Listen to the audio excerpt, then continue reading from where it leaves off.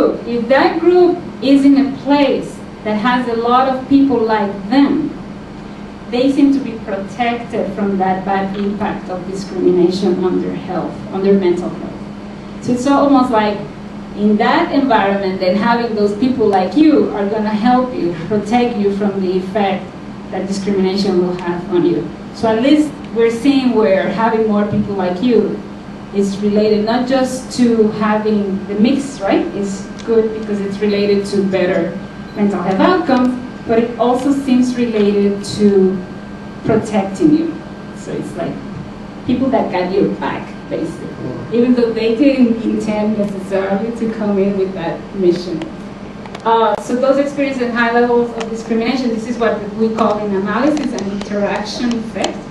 And those that were in highly diverse workplaces were buffered or protected from the negative impact of discrimination on these two particular outcomes: psychosomatic symptoms and psychological well-being. All right. There are other studies that I've worked on, like I mentioned before, the New Hope study, which was done with women transitioning from welfare to work, but also the focus groups I did with working mothers. And what I wanted to learn from that, what are those working conditions? Looking at qualitative data when people really turn longer stories about their situation. What are the conditions that shape their work and family conflict? And what we find is that there are situations that reduce that conflict for many workers and situations that increase that conflict. Things that reduce conflict, this may be familiar to you, is when you have flexibility. Flexibility can mean many different things for different people. For some of you, flexibility could be that you work 4 days a week. You put in all the hours that you need for the week in 4 days, and they make arrangements for that, flex time they call it. Some people can do that by working at home part of the time, working in an office part of the time. So this flexibility could be expressed in different ways. Whatever works for that person, that's what will make that conflict be reduced. It could be that you have the flexibility to sometimes be late and not feel that they're going to be punishing you or penalize you because you were late. And why would people be late when they have family responsibilities?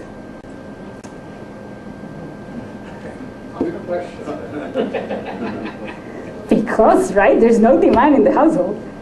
So they get spouses that need something, partners that need something, or children get sick. The child care provider is sick, so now no one is there to take care of this child. A lot of different issues. Your car broke down, who knows? So many things can happen to require flexibility, not just to get there at a different hour in the morning, but perhaps to leave at a different hour at the end of the workday. Then we also have the understanding supervisor. And I put it in quotes because it's so interesting to hear people describe what an understanding supervisor is. And you already talked about your supervisors here. But in the context of family well-being, the understanding supervisor is that seems to know what family is about and seems to have the priorities aligned with the priorities of the worker. So if the worker feels that their child is first and the supervisor agrees, that's a good and understanding supervisor. Because we have, in low-wage work in particular, many situations that are unexpected. A lot of crises come up. People don't have a lot of resources to just call someone and have someone else take care of the child. They have to do a lot of things themselves. And for many of these low-wage mothers in the New Hope study, for instance, their children are first. So this work, if it has to go, it has to go. For that, I have a little quote that I can read you. And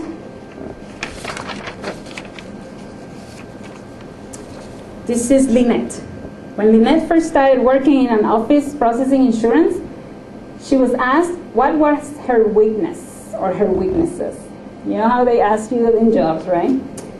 So she was very honest. She told them she doesn't have but one weakness. That's my child. If something is wrong with my kid, I have to make sure he's okay.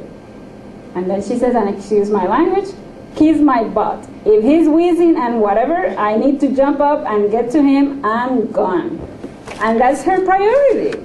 So this is the thing. Can they find a job in which their supervisor would say, well, okay. And we're hearing the middle management saying, but they need to finish their job. They need to do what is required of them. And then we're hearing other mothers or workers saying, one of my problems is not just that the supervisor may not be understanding, that my coworkers are not reliable because they're supposed to be there. So when they don't show up, then I have to stay longer. So it's like this domino effect. You get one problem here and it affects the whole set of people in your work setting. Now let's talk about the things that induce conflict, create conflict. And that's that lack of autonomy. When you have all that power over you and you have nothing, and it's like this close supervision almost breathing down your neck, that creates a lot of problems also. So one of the things we observe in low-wage jobs in particular is that they don't have access, for instance, sometimes to phones so that people can reach them at any time from their families, so they have to go somewhere else to get a phone call. We have people in the study who had been fired because they got too many calls over the course of a week. Because it's not acceptable in those places to get phone calls from work. But where do you find that? Because if you are a clerical worker, even if you don't get paid a lot, you're sitting by the desk, by the phone, so you have a little more flexibility. And that's what we found in our focus groups, that women in those clerical jobs had so much more things that reduce conflict just by virtue of the kind of occupation they had, versus women who were doing the cleaning on SU campuses, the dorms, if you remember, the people who clean your rooms, the women who were doing the dining halls, the food. Those women have a lot of difficulty managing family and work. The last thing is that this issue of disparity is summarizing that point, that there was disparity between those low-level jobs, and the more upper-end jobs of clerical work. And even though, like I said, clerical work may not be that prestigious, they did have more access to family-friendly things. So what could or should be done about it? And that's our last issue of the evening. I don't have magical answers. I just have areas in which I think something could be or should be done about it. And those are at the organizational level, those employers, at the public policy level, and at the community level. Things that have come up, for instance, from our work at the community level, things like just creating resources in the community, because in some of these neighborhoods, it's not the little children that sometimes create more conflict for parents between work and family. Sometimes it's the adolescent children, because now they're free out there with all the dangers out there in these neighborhoods, and they're worried that their little girls will get pregnant or someone will do something wrong to their little girls. Their boys may get in some gang. So all those drive-by shootings, all those things keep parents really, really worried at work. So that conflict sometimes gets increased as the child gets older. At the public policy level, my colleagues from NDRC that I mentioned earlier, Hero, Alitha, part of this research, they're really pushing for trying to suggest ways in which public policy needs to be modified.